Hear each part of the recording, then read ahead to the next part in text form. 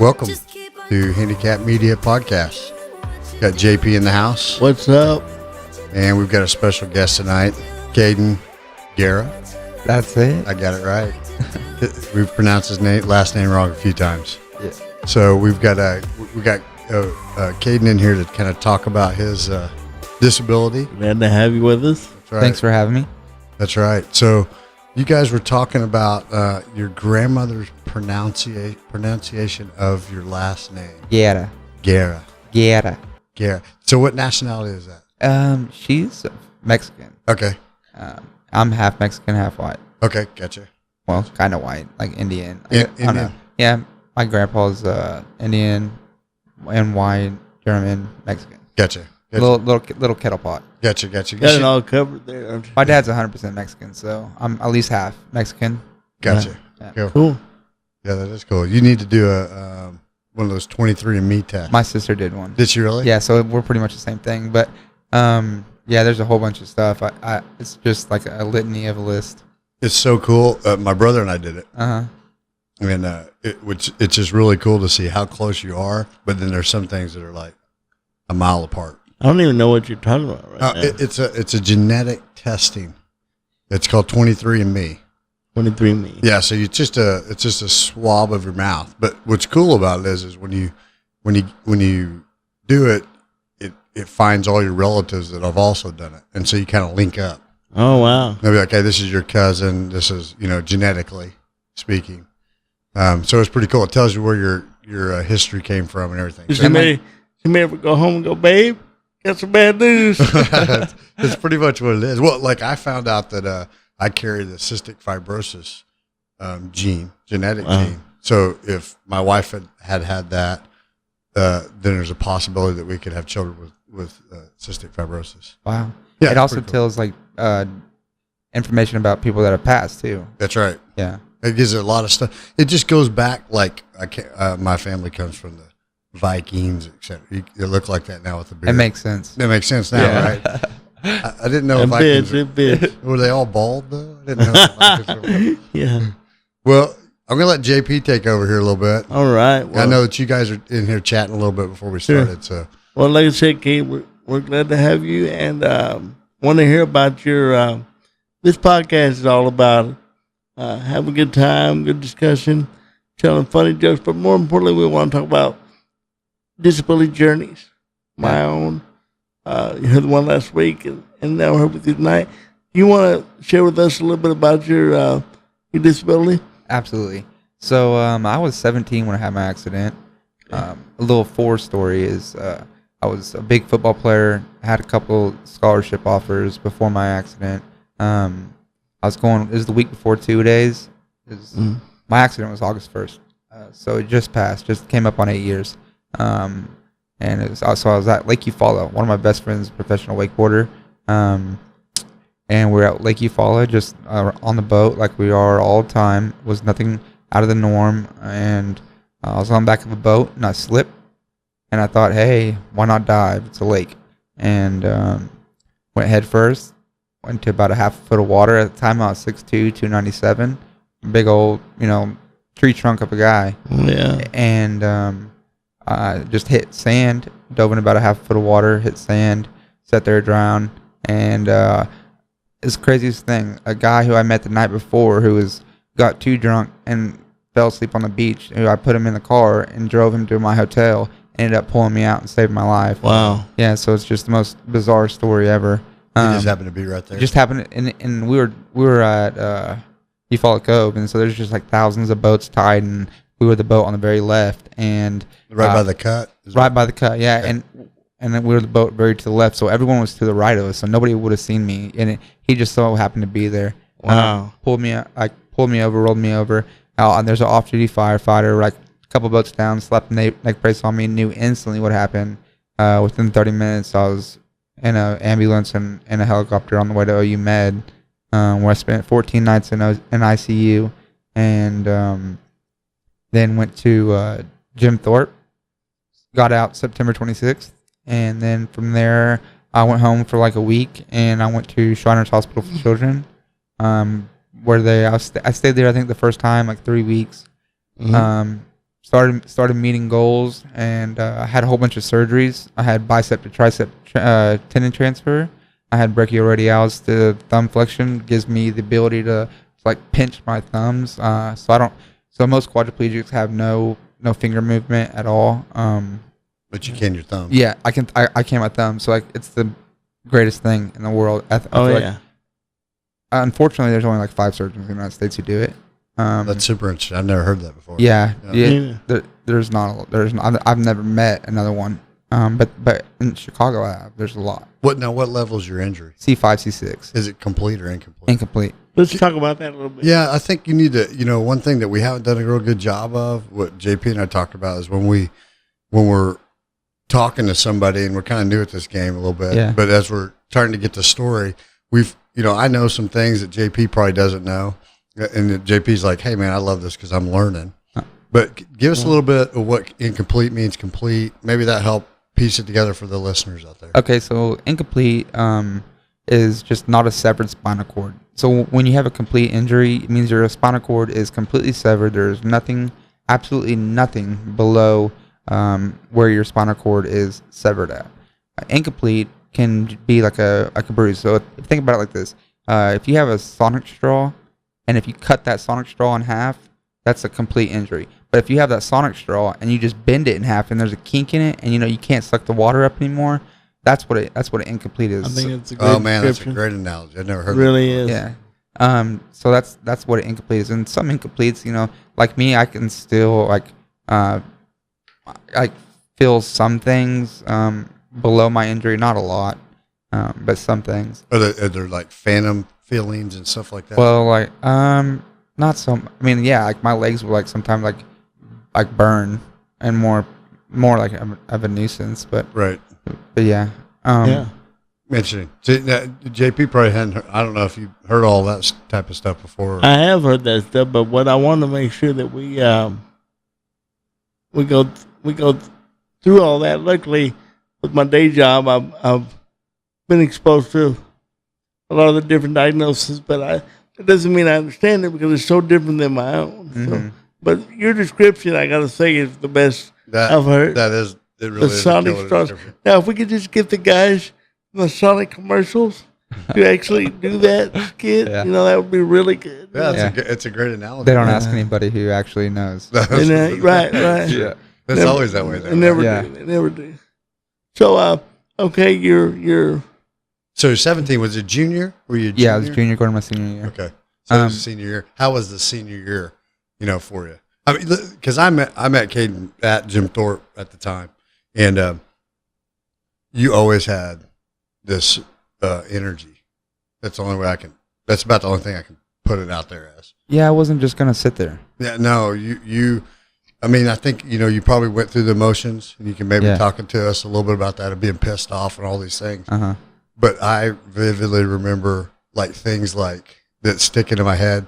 And I have this with so many people I've worked with over the years, but you coming down the hall and you were sitting on this cushion that wasn't working for you and you're all crooked and you're like, this ain't going to work, and just this energy that came out of you, if that makes sense. Yeah, I don't know how to explain it, but I knew kind of that I knew it was going to be okay and I was going to make it do with what I had and then make the best out of it. But also, I mean, I wanted it to be the way I wanted it to be. Yeah. I mean, I was 17 at the time, Right. No, so you just. I was an adolescent, and but I was also an athlete, so I knew what hard work. Right. And we come back to that so much. The what we learned through athletics and how we can transfer that throughout our lives is a thing that we kind of come back to over and over again. What we do in this podcast. And you're giving a great example of that. What was your exposure to people in wheelchairs prior to that? Did you have any at all? I don't think so. So I'm trying to think. I can't think of anything. No, I mean, no. I knew a lady that was she went to our high school that I went to, Edmond North, and that's about it. Was she a spinal cord? Yeah. Was she? Okay. Yeah. And that's was she in a manual chair or power? Power. Was she? Okay. Yeah, and I think she had a very high injury. Okay. That's it. When you say high injury, help the listeners out. She was quadriplegic, but she had no movement. So when he says high, he means, folks, he's talking about higher up on the spinal cord. Yeah, you got. Oh boy, I'm gonna butcher it. I can't help you too much, but I'll try to piece it together. Cerebral, thoracic, lumbar, sacrum. Yep. Cerebral. If you break your cerebral, you're the worst off. Thoracic, you're a little bit better off, or you're pretty good off. Lumbar, you can still do pretty much everything. But I mean, you still don't have your legs, but and then sacrum, you're gonna have bladder problems, maybe problems pooping and stuff like that. Right. Gotcha. Yeah, and I always think of the spinal cord when I try to explain it to people is that it's kind of like a tree branch with roots coming out of it. Right. And wherever you damage it from there down is not going to get the signal properly or not at all. That's or whatever. good too. Yeah. Yeah, and it's kind of sending that signal out. So the further you're up higher, the things that you start to get into, like if you're at the C4 level, then it would mess with your diaphragm and your breathing. Right. Do you have any breathing Nope. issue? Nothing at all? Nope. Yeah. Not even. What were your level? C5, C6. C5, C6. So when I was in the emergency room, and even a lot of C5, C6, they get trachs. They do, yeah. Because when they're in the hospital, and I was drinking at the time, so I smelled like a brewery in the ICU, everyone says. But they always said it was crazy because I was breathing out of my diaphragm, which I don't know how or why it happened. Yeah. Do you remember everything about the accident? Everything. Do you really? I remember it all. I mean, hitting the water. I remember hitting the water. I remember sitting there laying like. I remember. I would like to know if any other spinal cord injury can like feel like. I remember the wah, like right when it happened. It was like I don't know what getting paralyzed felt like, but right when I got paralyzed, I knew exactly what happened. You know. Wow. It was just like, oh yeah. So you're laying in the water and you. Yeah, my nose is on the sand. So yeah. So when you make that noise, make that again for me. Wah. What are you referring to? Just so that's what my whole body felt like. It was just like wah. Yeah. It's like just the weirdest thing. Everything just went into a hum or. Yeah, it's like almost like being knocked out, but I wasn't. I was right there, you know. Kind of like when you watch a movie and the bomb explodes and they make that sound of people's ears, kind of like that. Exactly, like a flash grenade. Yeah. I talk to so many people and a lot of people don't remember. You know, something happened. They remember it happening, but they don't remember right after. Like I remember in the helicopter, this is a crazy thing, like being over myself, watching them work on me. Wow. It's crazy. Wow. Yeah, and in the hospital, my grandma, she like put holy water on me. I can like look at it and I can still see her looking over myself doing that. Wow. It's like crazy. It's a weird experience. Yeah. Yeah. Do you play that over in your head at all? Yeah, I do. Yeah. Like especially on the first when it just happened, you know. Yeah. Parents get, emotional or something. Want to talk about it. I think about that. Was it hard to talk about it at first though? No, not for me. Yeah, you're pretty open.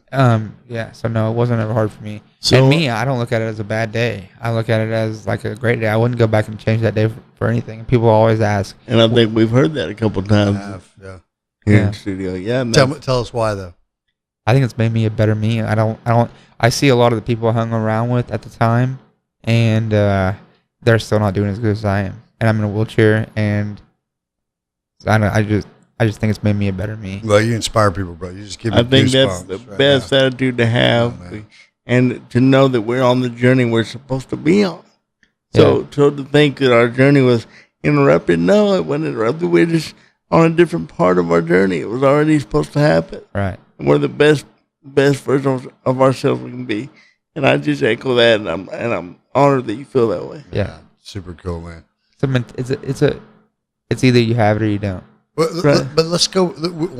I don't know if we have hypothesis or theories or whatever you want to call it. JP and I talk about all kinds of crazy stuff. A lot of UFC talk. Yeah, I'm right there. I'm wearing my Conor McGregor shirt tonight, folks. Mayweather is going down. But what I found impressive was your family was so. I mean, you had a wonderful support system. And wonderful couldn't do family. without them. Talk about growing up. Give us a little bit of of what that life was like, so maybe it can help see what that image is of, because today you're working. Yeah. And I think that's one thing that we're always impressed by. Right. You've been working for a while. Right. And we didn't, and I didn't, and I'm sure you didn't. We didn't get that work ethic and that idea that we're going to be okay right when it happened. We had that earlier. Yeah. And it carried us through. So talk about growing up and how some of that was forged in you. Yeah, it was kind of I grew up with my mom at first. Not at first. I mean, they were both in my life. I lived with my mom until I was 11 years old. And, she's a great mom, and she taught me right from wrong. And if not, there were repercussions. Same thing with my dad. Moved in with my dad when I was 11 years old, and with my mom, it was a little bit freer. I could kind of do what I wanted, what I wanted. When I moved in with my dad, it was like it was strict, to a point. I'm here. I'm feeling your dad right now. That's where I'm at. Yeah, you're gonna make your bed. I'm the strict. You know what I mean? That's Right. You're gonna make your bed. You're gonna clean your room, and that's it. That's the law. Right. Yeah. Right. If not, you're not coming out of that room until that room and that bed's made. Right. And he said, you're going to grow up and you're going to take a little bit from your mom, you're going to take a little bit from me, and you're going to learn how to live your life.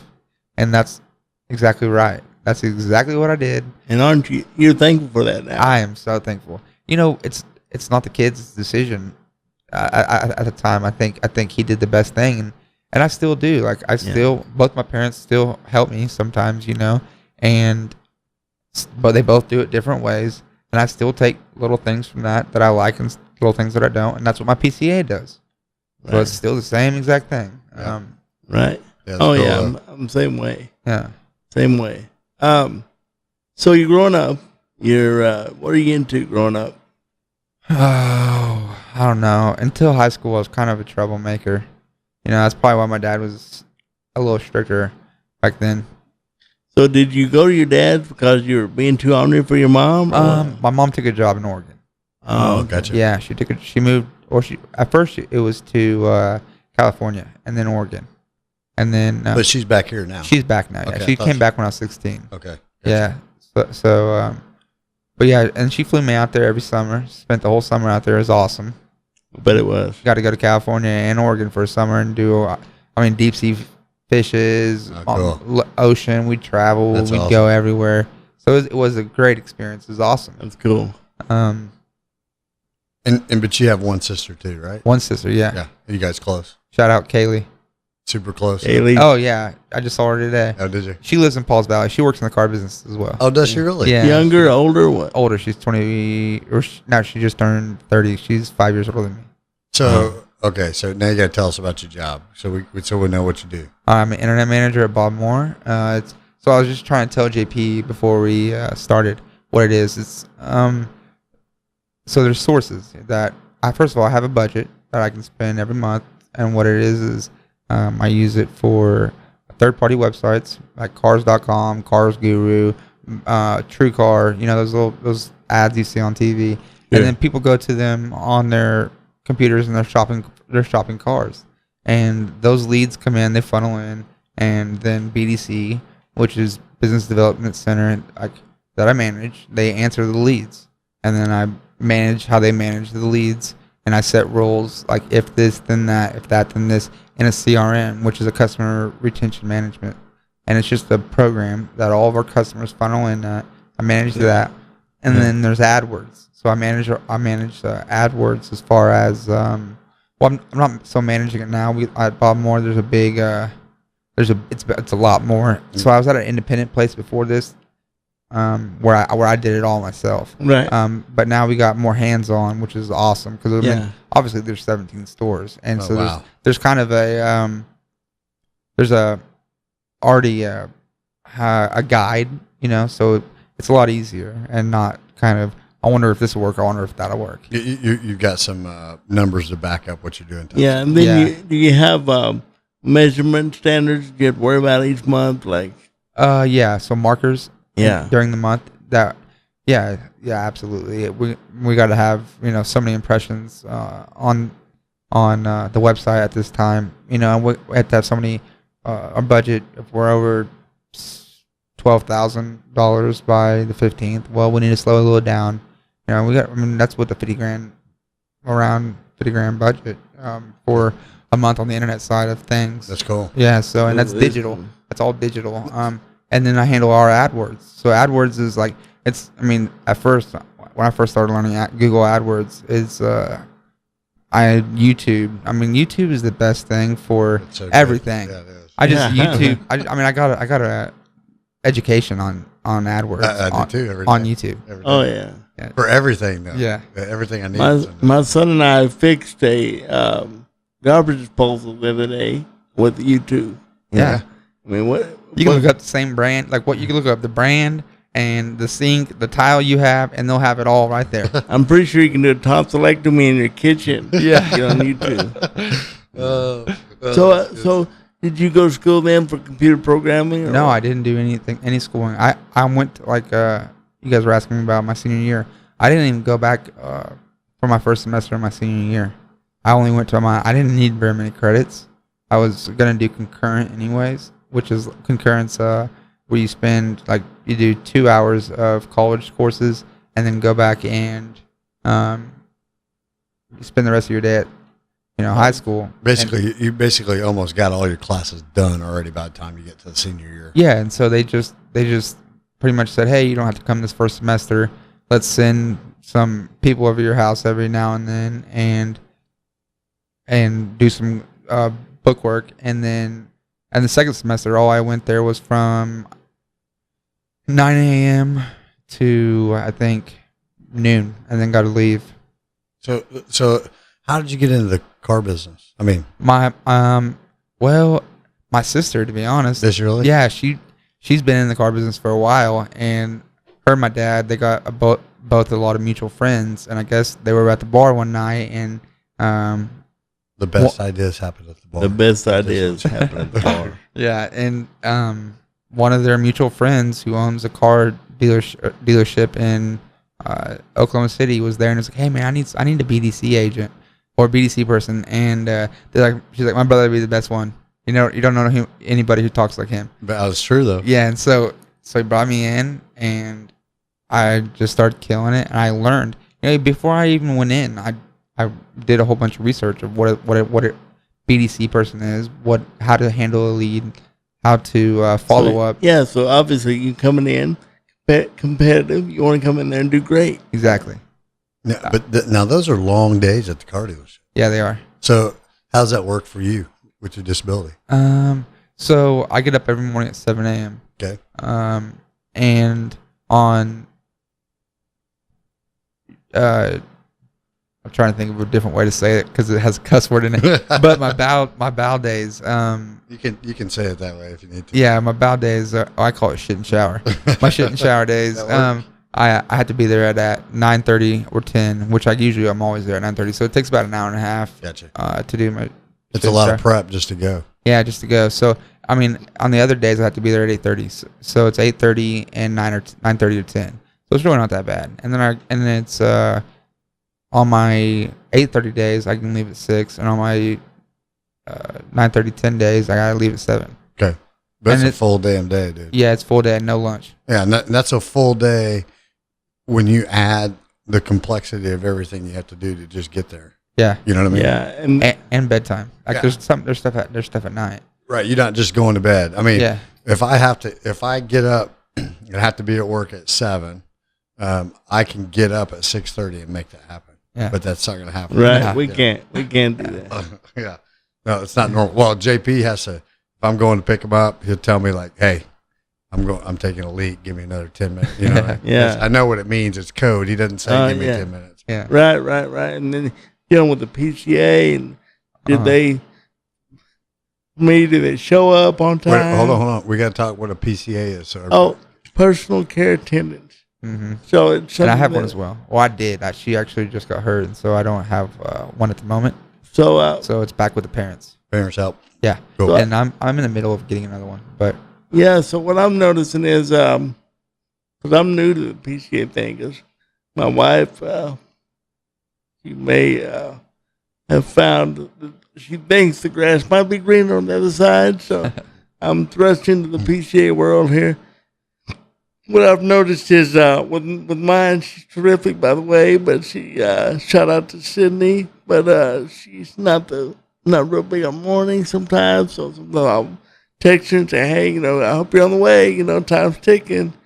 So that's what I've been getting adjusted to, and she's been getting adjusted to me too. So yeah, it's just all part of this process. So by the time we get to work, we've already been through a lot of shit. Yeah, you got 2 hours of work just before you get to work. So what I did is I set my. I had to be up. I always woke up at 7 a.m. right before my PCA. So I set my alarm for 6:50, and I sat there and counted the minutes, and she better be there when it turns 7. Because I'm the same way. I mean, come on. It's my livelihood. I'm not. Right. I'm always. If you're not 5 minutes early, you're late. Yeah. And yeah, she was always. I'm like, man, I could have slept another. Yeah. Sitting around waiting on. Anyway, Sydney knows. I love you, but come on now. Yeah. Mornings are mornings. Well, so you get up, you get ready, PCA, then you drive yourself to work. Yeah. Okay. I drive. So maybe give the listeners a little bit what you got van wise. 2012 Crosser Town and Country. There's a Braun Ability lift on it. Just push a button, the lift falls out. There's a bolt underneath my chair, and there's a locking mechanism where the driver's seat of a normal vehicle sits. So I drive from my chair, just roll right in. It just takes 2 seconds. There's a seat belt around my steering wheel, and just pull it right down, and it locks, or it just sits in my lap. Then I have a tri-pin on my steering wheel. And my steering wheel is actually 0 effort. So, a normal car is 24 to 36 ounces to turn a steering wheel. Mine's 0 to 12. So at the hardest, if I'm going 70 miles an hour and I want to cut a hard left, it's going to be 12 ounces when a normal would be 36. Wow. Now, let's talk about the tri-pin real quick in case people don't know what that is. Okay. Tri-pin is there's a pin. How you describe? I know I'm trying to think how to describe it. So if you have your hand like in a fist, there's literally a pin going through the middle of your fist, in between your thumb, and then there's 2 more pins on either side of your wrist. So it's like a triangle almost. It's like a triangle. Yeah. So your bottom wrist goes in the bottom of the triangle, and the top dot of the triangle, I guess you'd say that would be a rod that your hand goes into. Exactly. Right? Yeah. And allows you to grip the wheel. Now, do you use a hand control that actually moves the throttle and brake, or? Yeah, I do. So I have push to brake, pull to go. And that can be tricky sometimes, by the way. Hey, I know firsthand. Did you listen to Yeah, I did. 2 weeks ago? And I have the old style, by the way. The new style, which you probably have newer, is the thumb style that looks kind of like a thumb sticking up. Is that what you have? That kind of rocks. Where my old fashioned one just had a motorcycle handle. Oh no. Yeah. Yeah. I guess I got the thumb. The thumb is much better. Yeah. I drove JP's old one, the old van, when you had the hand control. Right. Remember, I tried to drive with the hand control. Yeah. I was pretty shitty at it. It's real tricky because I can't feel my hands, and so like sometimes when it's dark, I don't know if my hand's on it, and I have to literally pull the gas to make myself go back a little bit. So you have to feel it then. Sometimes, yeah. And that's like somebody's riding with me. They're like, "Hey man, what's going on with you?" I'm like, "Hey, give me a little bit of slack on this one." Yeah, come with some slack, man. I can't feel my hands. Yeah, exactly. Let's go. They're wondering why their head's bobbing every 2 seconds. Easy on the brakes. Hey, easy. I got to figure out where I'm at. That's right. Yeah. Yeah. Oh, that's good. Great stuff. Yeah, it is. Do you? Is it hard to work the peripherals like windshield wipers? No. So I have like this little box on the right side of my car, and it has everything like that. Is it all touchscreen? No, it's just this little analog box that has buttons. So literally you can control it all. And then I have a little pancake button over here, and it says left turn, right turn, horn, dim, cruise set. I got it memorized now because I hit it all the time. Right. And so if I hit it and it says left turn and I hit it again, my left blinker will go on. Is it on your elbow? Yeah, it's elbow. So literally, if I'm driving like right here, which I have my hand out. If my hand's just bent at a 90-degree angle, it's right there at that 90. So you can keep the hand on the gas and brake, and also hit the bump, hit that. Which I usually use the blinker though, to be honest, because It's just as easy for me to hit the blinker, get right back on it. Yeah. And you have the steering wheel controls for your radio and that kind of stuff. Yeah. That's good. That helps a lot, I'm sure too. Yeah, it does. Yeah, that's awesome. Cool. Yeah. Transportation is something we haven't really got into. No, we probably need to do more on that. It's a huge issue, though. It really is. Yeah, it's a shame. It's the hardest. I mean, it really is one of the most limiting things. It is. I mean, absolutely for people that are handicapped, it is just getting to and from. Yeah, because I mean, if not, you're paying med rides $75 one way. Yeah, it's just too expensive. There's no way to do it. Yeah, yeah. Not to go do things in real life. You know, that's one thing. I was at I go to a church called Life Church. You guys have heard of it here for sure. Yeah, but the listeners haven't. And I was talking to them, and I said, you know, they have those life groups. They're basically like a Bible study. And one thing I said is like, you don't have enough handicapped population at this church. And they're like, huh? You know, I was like, yeah, you got online, but you know, people want to feel involved with it. I was like, they can't just jump in the car and come to church. You know. So that we were talking about trying to build something at some point where we did a life group online and had everybody Skyping at one time. So one of the things more involved in it. And one of the I don't know if you share this viewpoint with me, Kaden, but many times I found the church to be one of the least inclusive places for someone with a severe disability or handicap. Especially someone in a wheelchair, I have a hard time finding places that really I feel truly part of the group and not like somebody that's in need of prayer or something. Yeah, that's what happens at the casino to me all the time. At the casino, but I'm the one doing the praying at the casino. I'm like, shouldn't you not be gambling? Yeah, right. Yeah. Yeah, that's exactly right. Yeah. Well, JP, I agree with you on that. I do too. When I go to church, I don't see anybody. I mean, it's very rare. And I'm not talking about somebody who's 90 years old in a chair that they just pushed in for the sermon. Right. I'm talking about the population that is a very large population that nobody's catering to at all or given the access to. I think that's probably a little deeper. I don't know why that is. I wonder what that is. If it is just because, at the end of the day, they don't want to go because they're tired of everything else, or is it the transportation, or is I think it's a mixture of all of that. I think it's transportation a big issue, but it's not fun. At least to me, it's not fun to go and want to worship, and you're constantly hit with, "Can I pray for you? Can I pray for you?" Yeah, that's a bunch of shit, to be quite honest. When you want to just be part of the experience. Well, as we said, we're the same. Yeah, we are. If you're handicapped, we are the same. I always tell it's a good time for me to tell how about JP story time? Is it time for I think we can do a JP story. Have you ever had to go to Walmart, like real late at night for something and you don't want to go? And you're like, shit, I'm going to go to Walmart. But you have to go. I went one time with my ex-wife, and I only have one of those at the moment. By the way, at the moment, check with me Wednesday. I could have two, but right now I still have only one ex-wife. So I go to Walmart with my ex-wife late at night, and I am looking for whatever item that we're looking for, and I noticed somebody following me. I tell my wife at the time, I tell her, hey, this lady's following me. And she goes, no, she's not. And so I still think she followed me. So I begin to run a test. And my test is to show that the person following me, I begin to dart in and out of various lanes at Walmart, various aisles. For example, the household cleaning aisle, maybe shoot over to the furniture aisle, just to show that somebody is following me. So finally I realized that she is following me and I'm going to have to say something to her. So I turn around and I face her, and she was a black lady, probably late 50s, okay? And I said to her, ma'am, are you following me? And she's kind of taken aback. She said, well, yes, I am. I'm sorry. The Lord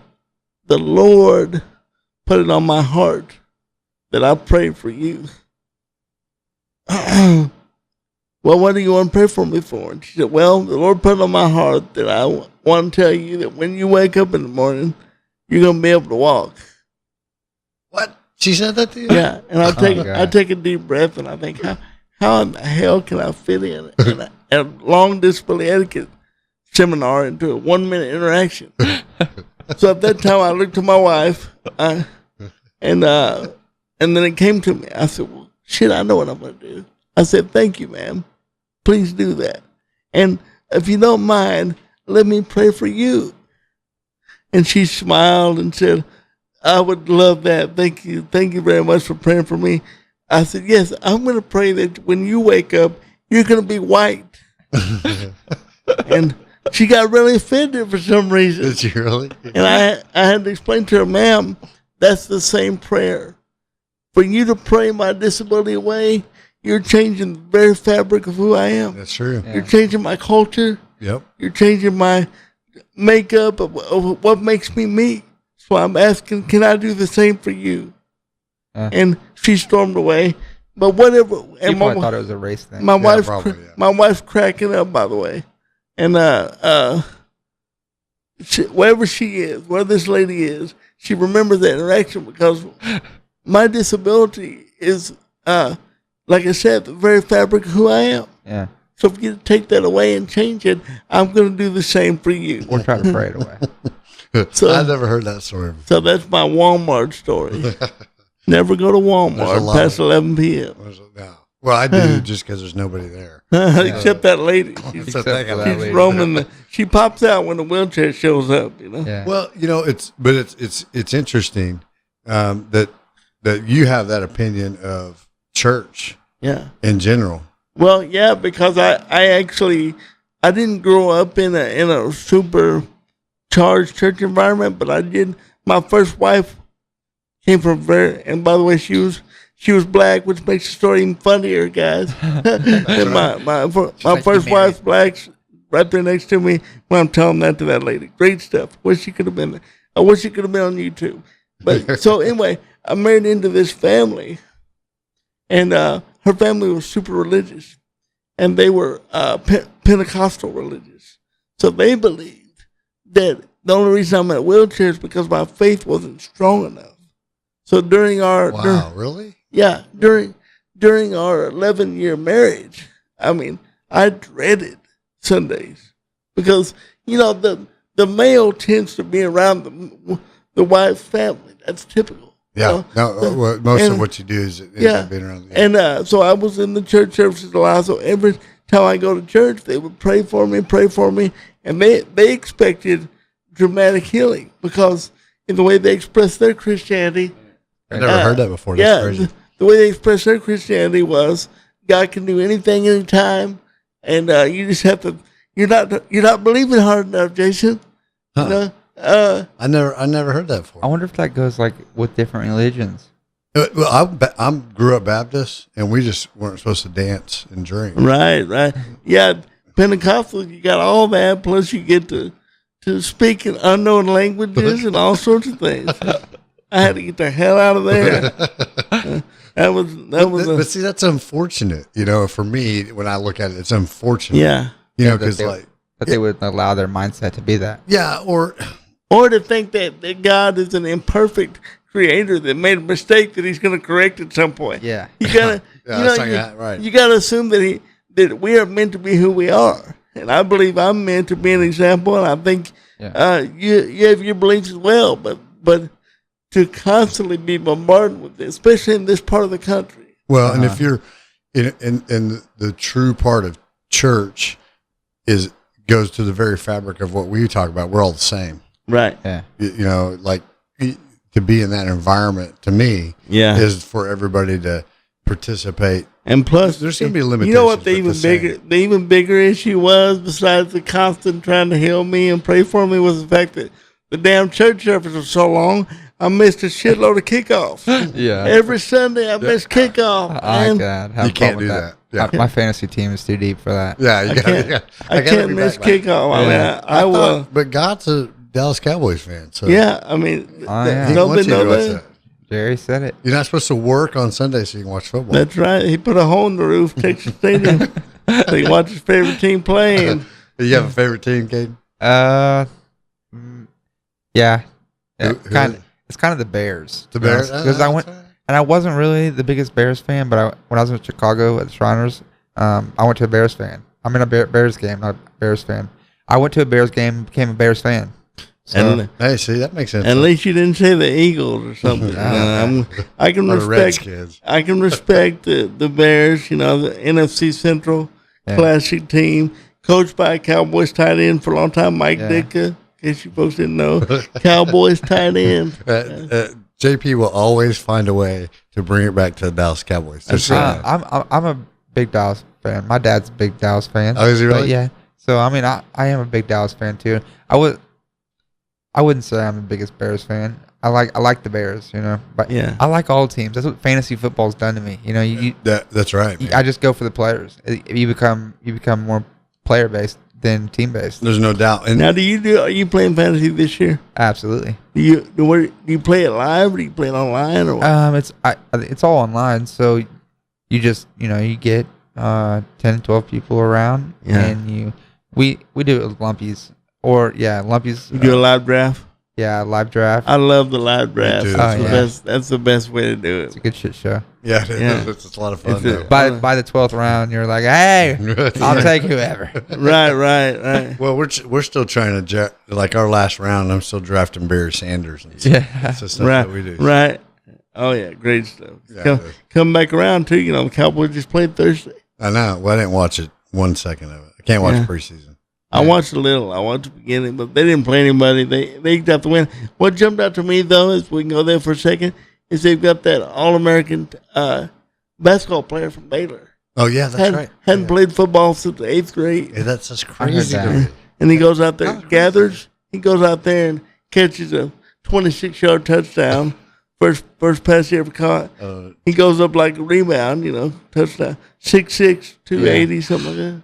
That's amazing. Well, that's like Tony Gonzalez. He was the same way. It's There's a lot amazing. of tight ends like that. It's Yeah, that's amazing right. how the basketball translates Athletic.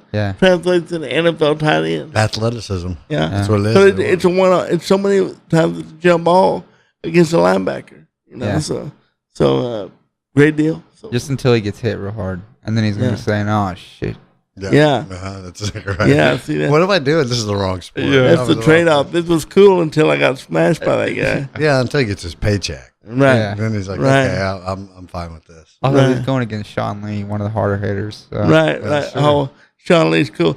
I was out there last year for a practice, and we're supposed to watch practice from Jerry's got this suite that's like disconnected. It looks like a stadium suite. It's disconnected and it just hangs over the practice field. And I was one of the fans selected to go to this special practice before the playoff game. Not last year, I think it was the year before. But before Dad got there. And so I get out there to go to practice with this group of probably 15 fans. And we get out there and they go, holy shit, there's no elevator up to this little freestanding suite. What are we going to do? We can't get him up there. So they were, staff were whispering and mumbling, oh my God, what are we going to do? What are we going to do? And about that time, the commentators for that week were Joe Buck and Troy Aikman from Fox. Oh, And yeah. Troy walks over and says, hey, he can watch, he can go over here with me and watch. Well, I'm standing over here by the goalpost. I was like, yeah, man, I'll hang out with Troy Aikman. All Heck day yeah. long. That's so Heck cool. yeah. So I ended up watching practice with Troy, talking old sports stories, ended up having the greatest time. But once again, they weren't expecting somebody to be in a wheelchair. But in that instance, it turned out to be in my favor. And the funny thing was, Jason Witten is, the old tight end, Yeah. 200-something games played, Iron Man, he had multiple injuries. And the radio announcer, Brad Sham, told me that day, he said that Jason couldn't even walk. the day before, and they said, "You think you'll play?" He's like, "Oh yeah, I'll play. For sure, I'm playing." And sure enough, he ended up playing. You know, he's one of those Had a whole bunch of injections. throwback players. But remember that Romo was hurt, and I asked Troy. I said, "Man, I wish he could play because he looked like he could still play." Troy looks great, I know he does. and he said, "I could throw the football just as good as I could when I played." He said, "I just can't get hit even once." Yeah. He said, "That's the only problem." He said, I can throw just as good now if I did, but I can't take even one hit." So A lot of those guys are what you would call tabs for sure. yeah. Tabs, temporarily able-bodied. Yeah. NFL will expedite that process. Yeah. After you retire, absolutely. Yeah. That's crazy. That's cool. That's cool. I saw your pictures of all that. That was pretty. Yeah, he was real cool, man. And he retweeted me, so I got that was the biggest Twitter moment I've had personally. You know, all these random people were, and I met him as a kid, so I got to reconnect with him from stories of when I was a kid. I got to meet the whole team in '92 when you were coming into this world. I was out there with Troy and the world champion Cowboys in Austin, Texas. I actually gave my sister begged me, by the way, to give him her 8th grade or whatever grade she's in photo, and she had wrote a little note on the back of it, and I gave it to Troy right in the middle of our lunch with the whole team, and they were razzing him about it. She's like, "Yeah, he never did call me." So yeah, good times. That was the '90s, different time period for sure. Well, let's talk about work. After you do that, you got 2 days off, right, in the car world. Yeah, Wednesdays and Sundays. So what do you do on those days? What's a typical Wednesday, Sunday look like for you? Relax. Just hang out? Just hang out. Well, a lot of times it's either doctor's appointments or just doing stuff around the house. Getting my car. Football on Sunday. Football on Sunday, yeah. Do you miss any college football for Saturday works? No. I got an iPad and my direct TV. And you good in there? Yeah, I'm good. They hook you up with all that then? Yeah. Yeah, that's awesome. Yeah, I'm good. That's awesome. Yeah, that would be the hardest thing for me on Saturdays is I love going to OU football games. Yeah. Oh yeah. So that'd be like the hardest thing for me. Yeah. I just can't wait for football season. Like I'm literally like, how many days are left? Oh, it's less than a month. 25 on NFL. Is that right? Yeah. 25. Golly. So crazy. Yeah, that's right here. Yeah. That's right here. We're going to have to go down to a game. Yeah, well, let's go to Jerry's We World. should get us all to do a game. Now, hey, on Wednesday night this week, though, Okay. JP and I, and we're inviting you. Oh, yeah. Special invite. It's going to be epic. We're going to go to the Loony Bin for a comic show. Right off Expressway in Rockwell by Target. I'm calling them tomorrow to get tickets. Expressway in Rockwell. That's right where I work. Yeah, right there. It's tucked away over there by Target in that little That's a you can comedy literally club. throw a rock there, then I guess. Yeah, it's right there. Target is right next door. across from the slots keys. Have you seen that? Yeah. Do you know where it is? I eat it like once a week at least. Oh, have you been to the Loony Bin before? No. Oh man, it's a blast out there. Yeah, it's a comedy club. Yeah. That's all it is. I'm It's in. great. Stand-up comedy. Okay. Yeah, man. All right, I'm sitting down, but I'm in. Okay. Yeah, I'm gonna bring my own chair. You guys Kinda- see what the hell? That's exactly right. Maybe we'll get some VIP seats. Yeah, I do know we need to be early. I know that because they kind of don't want to let us in. You know, kind of pre-board us. You know, if you will. Do you? But I'll have to call and get the tickets before, though, right? Yeah. Yeah. Okay. Who's out there that day? I don't know. I don't remember. Maybe who we the can get them comedian- on the show sometime. Yeah. Well, you knew somebody you were going to bring on, right? Yeah. Well, you know, I've been trying to get Josh Blue out there for a long time. You know who Josh Blue? Yeah, I do. I've He's hilarious. I almost had him talked into it. Then we started having this damn earthquakes, and I was scared to come out here. Is that what he said? Yeah, I was okay with it until the earthquake started. You know, I just got used to the tornado chance. Now you tell me there's earthquakes. I'm gonna work on him again, but because he's hilarious. Well, especially if he comes this way. Yeah, you know, he just got mugged. Did you see that? He got I think I did see that. hit over the head in the bathroom in Minnesota after the show, and they rolled him, took all his money. He took a picture of his favorite sunglasses were in the commode. You know, Did he really? Yeah, That's crazy. right after the show. Yeah, it sucked. I didn't see that. Did you? I think I did. Did yeah. you? Yeah. Yeah, I did. it's crazy. If you ever look at his Facebook Live stuff, oh my God, he's hilarious. Where he had the other guy with CP, and they were who's more quad like me. And they did a podcast from the bathroom. From the bathroom counter, like people trying to wash their hands. They're sitting there doing a podcast, making everybody uncomfortable and things. That would be uncomfortable. That'd be hilarious. And of course, they admonish people that don't wash their hands, Well, hey, you know what? That's a good segue into, because I know you've talked about this, so I was going to ask, and do you have people act awkward to you sometimes? Just because you're in a wheelchair type scenario? JP tells a whole bunch of stories about that. Maybe that's just me. Yeah, I do. Yeah, just kind of like don't really like. Yeah, I mean they don't know how to talk to me. Yeah, right. Yeah. Or talk slower and here's a louder. Here's a story for Friday. So I lost my wallet, and Friday it was the last day before the weekend. Obviously, I was gonna go get a new driver's license. Well, I didn't have any cash, so I had to go to an ATM. I get out of my car to go put my money, because I have to get out of my car to get over there, to go use the ATM. And I was at one of those bank tellers, so it's a drive-through ATM. You had to roll up to it. I rolled up to it, couldn't get it. I just couldn't push it in, pull it out fast enough. And so I'm wheeling back to my car, and there's a lady coming in to use the teller, to actually use a teller to get some money out of the bank, not the ATM. And I asked her, I said, hey, can you help me? She said, I don't know how to use the machine. I said, I don't need your help to use the machine. I just need you to put the card and pull it out. No, that doesn't sound kosher to me. I said, I'm not Jewish. Right. right. Yeah, shit like that all the time. Yeah. That's crazy. But you know what I wanted to say, and I didn't. I want to say, I hope that this happens. I hope your son or daughter has an injury, and they have to ask a complete stranger to help them. But I would never wish that upon her.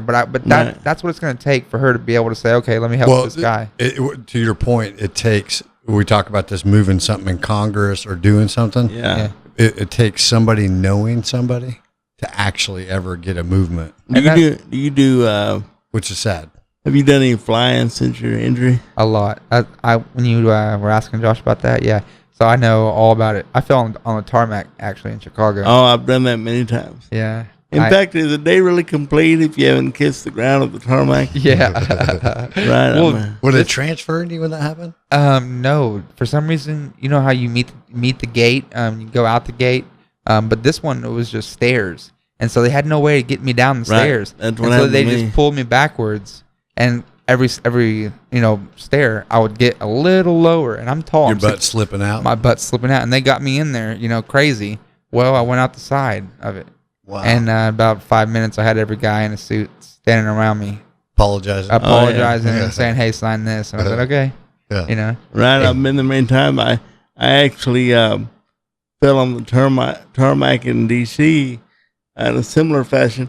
And what I was able to ascertain is, a lot of these airlines actually use third-party companies for this wheelchair assistance. And these are low paying jobs, people with no insurance.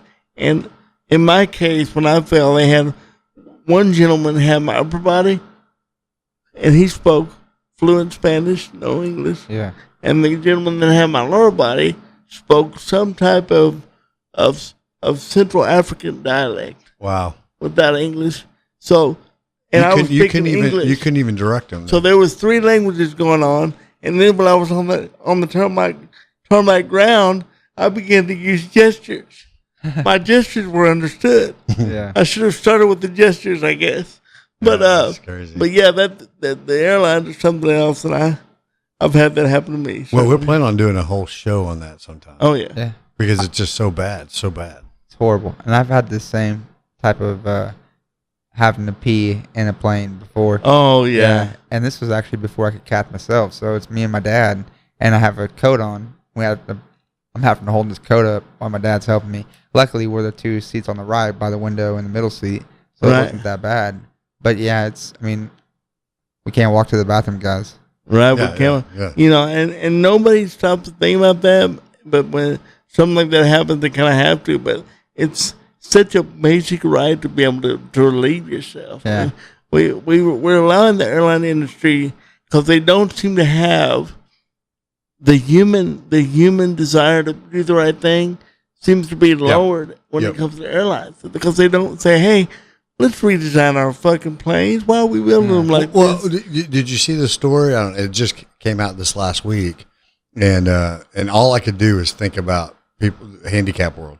But they were on the tarmac for 6 hours. Oh, I'd be screwed. Oh yeah. So I'm literally thinking, what would JP do? What the hell would he do for 6 hours on the tarmac? I remember when it's just craziness. Because I actually have a day job, and I fly a lot, and first time I went to DC, they had me fly to a connecting flight in Atlanta, and in Atlanta I had to switch planes. Well, when I got to Atlanta, I figured out that they had damaged my chair, and my joystick control panel here was actually pointing at the floor. And the airline personnel said, "Why don't we just see if we can get a stick and prop it up for you?" I thought, oh my God. So that's when I realized not only does a wheelchair go through a lot, but our bodies go through a lot. So I try to go out of my way to fly direct. In fact, if it's work late, I insist. We had our governing body called and said, "Why are we sending this guy on all these direct flights? Costing us a lot of extra money, But not really. And that's the way they were looking at it. And they said, "I don't know, why don't we send him over there to talk to you in his wheelchair? You can tell him to your face how much money we're spending." And they go, "Oh, never mind, it's okay." Yeah. So it's just very frustrating, like you said, that people not helping. But what gets me, though, and maybe you don't have to go through this, Kaden, but is when they ask whoever we're with what we want. Yeah. Does that ever happen to you, like checking into a hotel and they ask my wife or a coworker, "Now, does he want a handicap room?" Yeah. It's like, yes, he does. No, it doesn't happen to me a lot. Does it not? No, maybe if I'm in a loud place, because I can't really, I'm like, my spinal cord injury doesn't allow me to have my diaphragm, so I can't really yell loud. So if it's in a loud place, right, I might ask my buddy to say something or loud or something like that. Some of that may invoke back to the difference on disability, because the CP accent can invoke misconceptions about other disabilities. I would say so, probably. That would probably be right. And the accent of the guy with cerebral palsy, by the way, CP, cerebral palsy, can make people question my comprehension. Well, just your intelligence, probably. Yeah, which really just stokes my fire. I mean, for people that know me, golly, if I find out that something like that's going on, man, I'd really like to run with it. Yeah. So it's like the people that think we're, this happened to me once. I was in line at Subway, and ordered my sandwich, and you're watching the guys make your sandwich, everything. You put 2 of those on there, put 3 of those on there. Wait, that's too much. Take one of them off, all that stuff. Wait, I said a foot long, So then you get up there to pay for it, and this guy goes, "Hey, do you know Jim?" And I go, "Jim? I know a lot of Jim." He said, "Well, he's in a wheelchair. I mean, you probably know him." Yeah. That happened to you? No, it's like, no, we don't all get together at night and exchange phone numbers. I guess that's changing now. Maybe I can't go with that line. We are exchanging contact information now, but crazy. Well, but that's just a lack of knowledge. It is. I mean, I don't know whose fault that is, but it's just a lack of knowledge. And being comfortable enough to talk to somebody.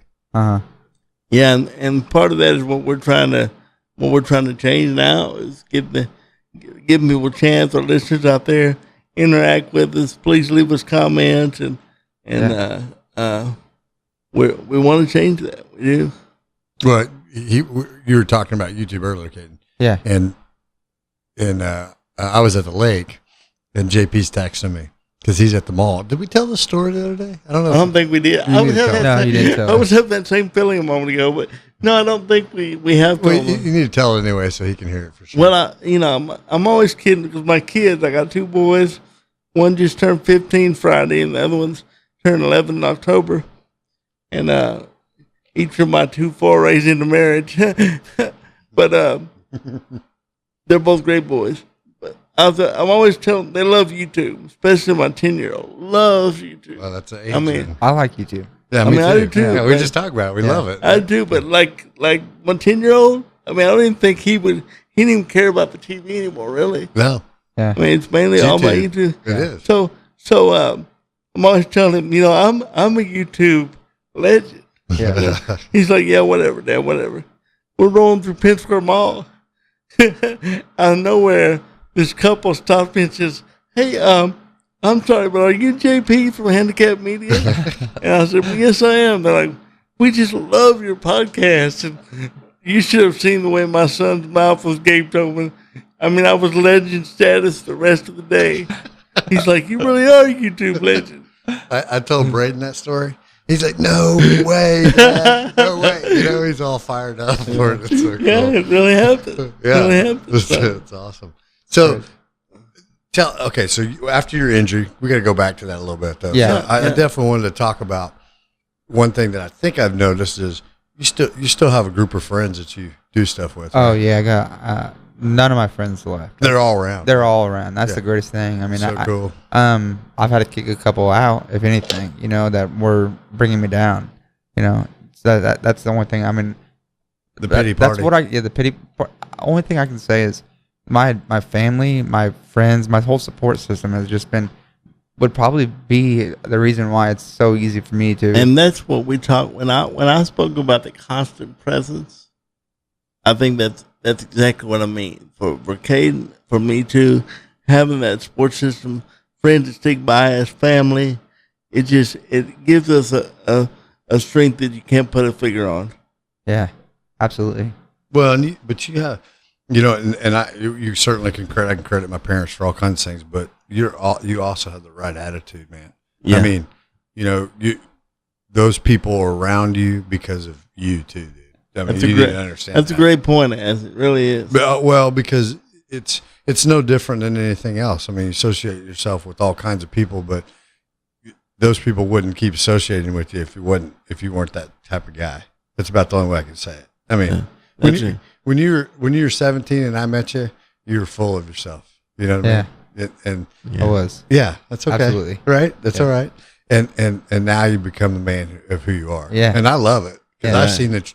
I've seen it from afar, but I have seen it. You know what I mean? So it's really cool. Yeah. Super cool. But it's cool that your friends, those are true friends. Oh, absolutely. It's beautiful, man. Yeah. Yeah. Great people. Yeah. I mean, it's super cool. And I get to watch them grow too. They grow more from that than you know. I would tell you that much. Yeah. I mean, more from it. I've learned so much from JP and just all kinds of people I've been around. It really has changed who I am. Yeah. I mean, I really am. And that's what it's all about. People sharing, people getting better all the way around because we're all learning from each other. And we all have that baseline of respect and friendship. I can tell you that I have tempered from the fact of just having even in this, we've been talking about doing this handicap media for a while. Just so you know. I mean, over a year probably, right? Yeah. We just been slowly putting it together. And then it was like one day it's like, it's go time. Let's do it. We got the room. We got everything. We got the cameras. We got everything going. Yeah. And so we just hit it on the ground running. But even in this small window of time, I've already still changing. I can feel myself. Yeah. Because all these stories I'm talking to everybody about, and I'm like, man, I really don't have shit to bitch about. You know what I mean? Yeah. Yeah. And neither do I. You don't. That's what I'm talking about. I really don't have shit to bitch about. Yeah. Right.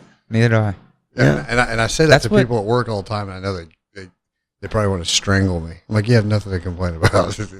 Right. That's honestly probably what Shriners helped me with the most is going up there because I mean there's you get to see they specialize in all kinds of stuff, so you get to see innocent kids and young, all these people that are way worse off than you are. Oh yeah. And you look in the mirror and you're like, what am I gonna do? Why am I complaining? Or you man up pretty instantly and you say, okay, I got this, I got that.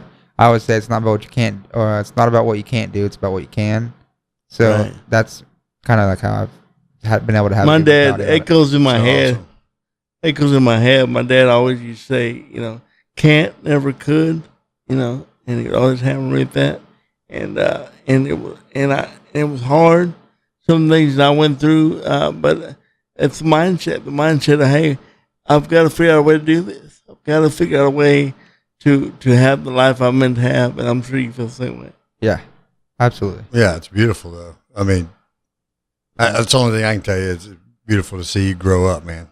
I mean, yeah, you know, there's been a lot of growing up this past. You year. have. I mean, I hit you up, and you're like, can't believe it's been 8 years, right? Yeah. You know, on the anniversary, he had put a post out on Facebook, and I was like, boom! I just hit him instantly. He's like, hey, you want to come on the pod? He's like, hell yeah, absolutely. I was fired up. I was listening to him anyways. I was like, no way.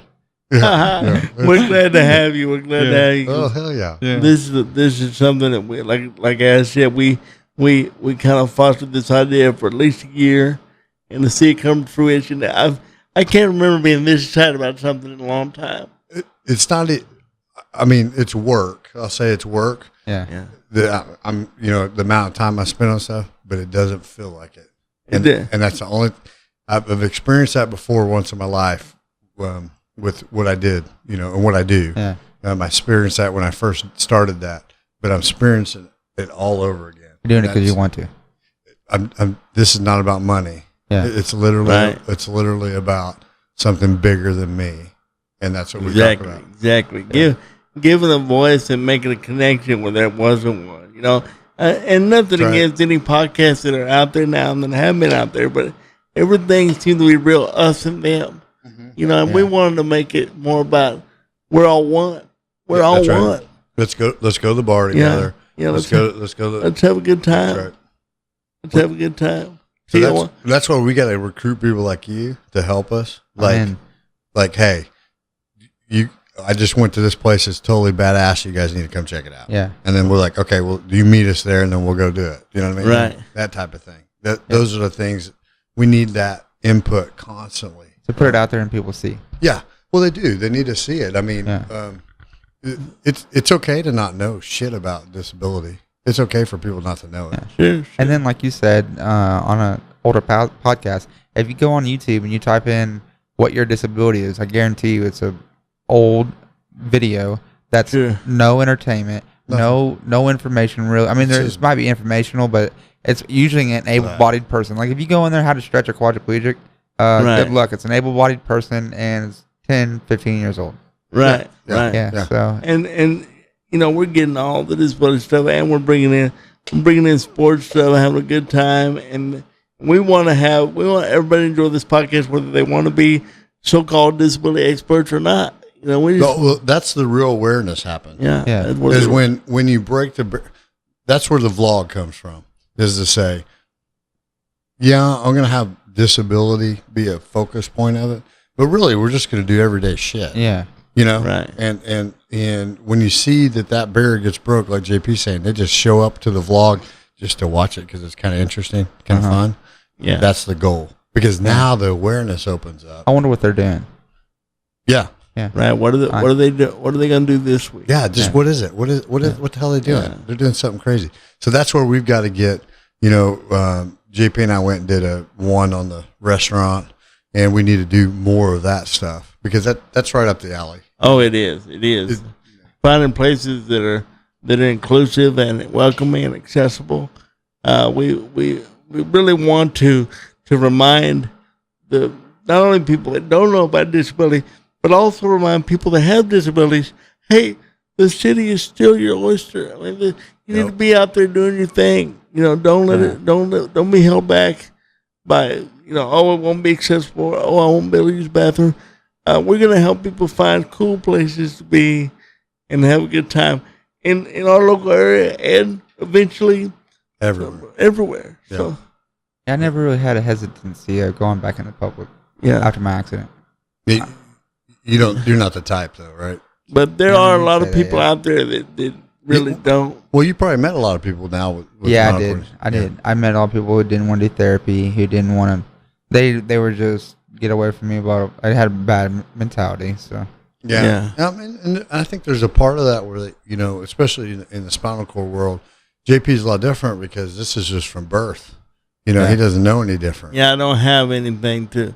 I've had the cerebral palsy since day one. Well, but I would say that, and I make totally be wrong here, but I would say, because you hear us talk about learned helplessness all the time, I would say that it is stronger when people were born, though, with the disability.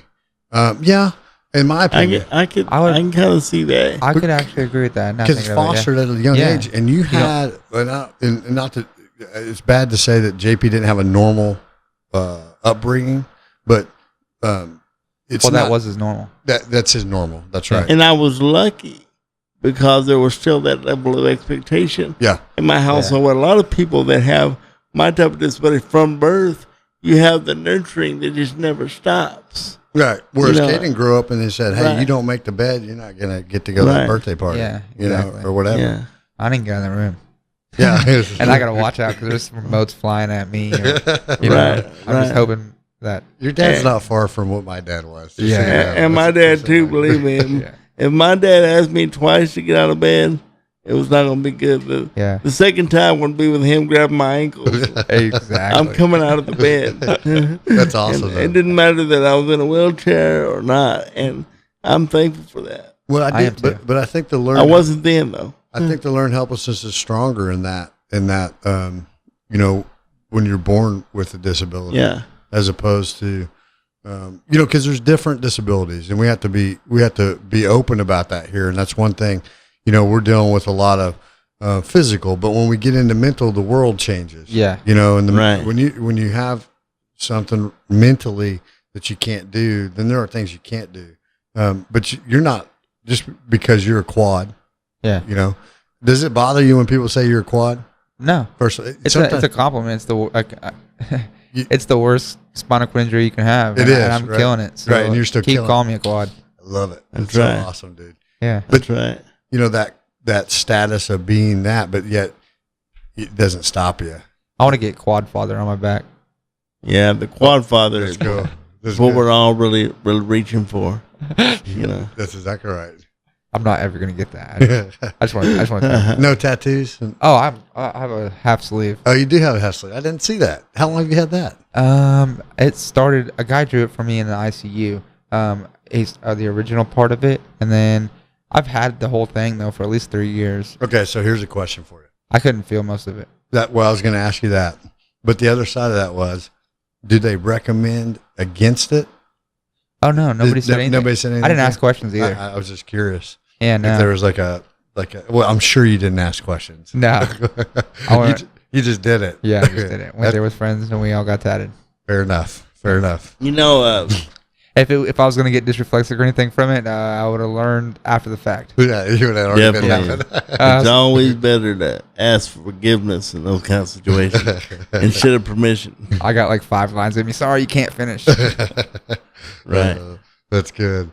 Well, you better tell the listeners what dysflexia is so they'll know what that's about. Dysreflexic is short for autonomic dysreflexia, and what it is it's your body telling something's wrong. So autonomic dysreflexia. So here's a good example. A lot of times at night, if I don't set an alarm, or it's not like this as much anymore, but I'll wake up in this huge sweat, and my heart is just beating, and it feels like my head is about to explode, and it's the precursor of a stroke, and so you can actually have a stroke and die from being dysreflexic and not cured. What do you do when it happens? Well, when I'm in bed when it's happening, it's because I have to pee. Gotcha. But so it doesn't happen if anything else besides if I have to pee. To me, gotcha. Some people, like if I'm on a plane and I'm sitting in that seat too long, I'll start getting clammy, and then I'll start sweating, and I'll start getting my hair on my arms raised, and I gotta pee. I mean, I gotta adjust my seat. You gotta move. I gotta move. Yeah, I gotta adjust. So it's basically because you can't feel something. Yeah. It's your body's way of telling you to do something. Yeah, and it's the worst. And you may not know what that is, though, right? Exactly. And there's people that go to the hospital because they cannot cure their dysreflexia, and they're about to go into it. They're about, it's bad. Right. It's the worst feeling. So you got to pee, then that's what you do. But if you know you got to move, you move, and then that feeling goes away. Yeah, exactly. Okay, crazy. And it's good that you have that mapped out, and say, I know what triggers this. And I didn't mention this in my podcast, but for me, with all the spasticity and all the things that are annoying about cerebral palsy, the biggest thing that's annoying to me is the fact that we have a hypersensitive startle response. I do too. I hate it. Really? Oh my gosh, it's the worst thing ever. So like if I'm You got to tell them what it is. Yeah. yeah, so the body knows, your body knows when to be startled and when not to. Like somebody comes up behind you and they startle you, and you might jump a little bit or whatever. But for people like us, we get hypersensitive. So when something happens, like maybe in a movie or something, a certain scene that might not even startle everyone else. Well, for us, we'll jump 3 feet in the air. Because I did too. And we can't control it one bit. Yeah. And people around us like, whoa, man, are you okay? You scared? How did that scare you? Yeah. So it's a real talking point, and it's extremely annoying. I've got a coworker that won't go to movies. He got cerebral palsy because he's so embarrassed. And I told him, dude, don't cheat yourself going to the movies because you're embarrassed that you jump too much. I mean, people are looking at you, screw 'em. Who cares? That's right. You're missing 2 great movies. If I'm with a young lady, I'll say, look, hey, there's going to be 5 or 6, 7 or 8 times this movie that I'm going to jump really high. Yeah. Get ready for it. It's just part of the disability. Uh-huh. I didn't even know that you have the same thing. I wonder if it is with anybody, but anybody that knows me will tell you the same thing. They can be right in front of me and like drop something, make a loud noise, and I'm like that. Yeah. So we do. I can be looking at it when it happens. So you guys don't want to watch horror movies? Then? Oh, I don't know if that. Yeah, horror movies make me. I don't. It's worth it to me. Is it, I'm not missing out. That's right. Now there'll be more moments like that in a horror movie because those startle moments it's supposed to startle everyone. Right. Well, damn sure startle us. But we just get a little bit more. We're also startled watching like fried green tomatoes. Yeah. Stuff, I mean, we're gonna be startled watching anything because I don't even know what the exact trigger is, but when they close the oven door and it shuts. Exactly, the oven door, a phone ringing. It's the same as Freddy Krueger jumping out of the closet. Yeah, now those movies we're gonna have a bunch more of them, but we're gonna be startled all the time. But does it affect other things in the startle? I mean, like, is there any other? Yeah, I want to hit somebody when they scare me. It just makes you, does it give you an emotion too? Yeah, anger. Yeah, when someone scares the crap out of me, yeah, I'm mad. My mom loves to do it. Oh, that's you. Oh, yeah, she loves it. That's awesome. It's very frustrating. So she's probably laughing. So a lot of times, the person will get a kick out of it. Because it's funny. Well, his mom likes to do it to him just for the fun. Yeah. So man, it's got a sadistic mom. Yeah, a little bit. So yeah, he says that with a smile. By the way, the startle response is so annoying. So what I do is I get in there and I just know that at least 1/4 of my popcorn is going to be all over me. The guy that details my chair, he's like, I found some popcorn. Just don't be picking your drink up at that very moment. Yeah, hey, that's the danger there. That can happen, and of course that kicks in if I'm truly scared. If it's beyond the startle, like the backing up story I told the car, then it kicks in the spasticity and things. But the startle is just an instant. Yeah, it's just jump. But it's more than it's a big one. But it happens all the time. I'm deep at work and my secretary pops in. Says, hey. I didn't hear. Then I'm gonna be startling. So now, like my close associates, like her, if she comes in, she's gonna think, oh my gosh, I don't want to start with it, Yeah. But hey, it's just something that we have to deal with. So. Well, as long as you own it. Yeah. Own it. Yeah. Own it. Yeah, I'm not mad at it. Yeah. You just own it. When I throw something at you because you scare the crap out of me. That's exactly right. Just know that I'm just trying to get you back a geez, little man, how dare you shut the oven? You did. I mean, it happens. I can be watching the oven door shut and it still gets the crap out of me. I'm like, God, I thought it was going slower. It was just the noise that did it. Yeah, that's crazy. For me, just one more thing on that. Being a big sports guy, I had to overcome the basketball buzzer. Oh, I bet you did. Oh my gosh! Did you ever overcome it? I did because I was just so immersed. I was there so much that eventually it didn't seem to trigger as bad. Oh, so it's like the grandfather clock ticking in the background. It annoys everybody when it's dinging, but eventually it becomes part of what you do. Yeah. Oh, that's interesting. And so just have your mom open and shut the oven 100 times in front of you, and then it won't do it anymore. Maybe. I don't know. Well, I'm not around my mom's oven, but I'm not either. A couple times a year, but I'll. But yeah, I mean things like that. Like for example, Friday, I was at some fights. My buddy Justin Darth Raider fought for the 145 belt, Legacy Fighting Alliance, and out there in Shawnee. And whenever I go to fights, you have two things. You have the 10-second warning, in which a judge will they'll bang the two bricks together. Yeah. Let the fighters know there's 10 seconds. So that gets me. And then the horn gets me. Every time. And OU football is the worst because then you got every kickoff. Oh yeah, that's right. The cannons. Yeah. Well, now you said you go to Thunder games. You guys were talking about this before the podcast. Yeah. I was getting everything set up, and I was kind of in and out. And so as they're talking, we like to talk a little bit with the guest. JP does just to get to know you a little bit. But you go to Thunder games? Oh yeah, all the time. This past year I think I went to 4 or 5. That's still quite a bit. Yeah. Is I don't even go to 4. But the greatest thing is you can buy the cheapest tickets and then go up to the register or the box office and say, hey, I can't sit in these, and they have to give you good seats. Did they give? So you went down to the 100s? Yeah. Yeah. Have you sit in the 100s yet, JP? I have. Me and you didn't we sit in the 100s? No, we sit in the 2s. I've sit in the 100s. When I went not with me, you didn't, but but when I went to the NBA Finals. Yeah, we got to tell this story. I don't know if you heard this one. No, he hasn't, obviously. Well, I kind of touched on this earlier.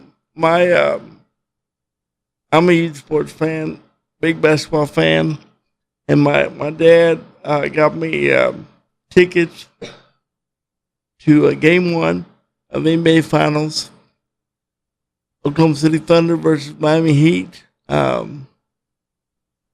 And I was searching online for it because all the tickets were sold, so we're looking at aftermarket tickets. So I went down to Thunder headquarters, downtown on, I forget what street they're on down there, but, big building downtown where all the corporate offices are for Thunder. And I went up there and I just sat in the guy's office. It was head of marketing or something. I said, hey, I want to talk to you. How come when I'm going to NBA ticket exchange, I can't really see what seats are handicapped? That's my first problem. Yeah. And so he gave me a little cheat sheet that showed like if it has this letter on the end, these certain letters on the end, then it's a wheelchair seat. So hey, that's awesome. That's awesome. Now, next question, sir. How do these can people in wheelchairs buy season tickets? And he kind of skirted around that a little bit. Well, we got to keep these available for exchanges like you're talking about. And then I said, well, lastly, how come you don't offer handicapped seating throughout the arena?